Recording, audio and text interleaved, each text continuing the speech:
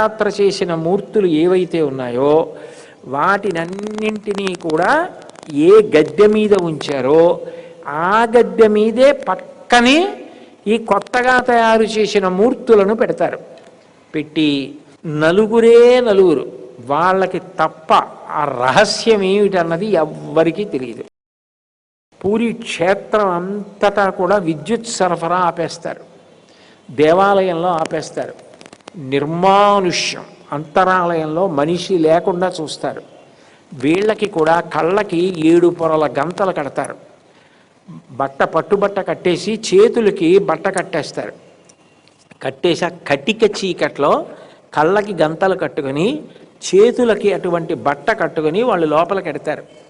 వెళ్ళి ఇప్పటిదాకా పూజలు అందుకున్నటువంటి 4 మూర్తులలోంచి ఆత్మని బయటికి తీసేస్తారు. నాభి దగ్గర తీస్తారంటారు. అది చిదంబర రహస్యం, నాకు కూడా తెలియదు సుమా, నాకేమిటి ఎవరికీ తెలియదు. అది తీసేస్తారు. తీసేసి కొత్త మూర్తులలోకి ప్రవేశపెట్టేస్తారు.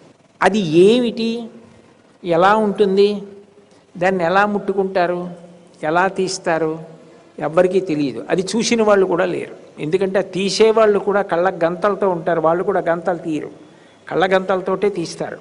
ఎవ్వరికీ తెలియదు. అది బ్రహ్మ పదార్థం అంటారు, అంతే. అదే కృష్ణ చైతన్యం. తీసి కొత్త మూర్తుల్లోకి పెట్టేస్తారు. పెట్టేయగానే ఎప్పుడైతే ఆత్మ చైతన్యం ఈ మూర్తుల్ని విడిచిపెట్టేసిందో అది ష అవుతుంది. అప్పటి వరకు శివం మంగళప్రదం. ఆత్మ చైతన్యం తీసేయగానే శవం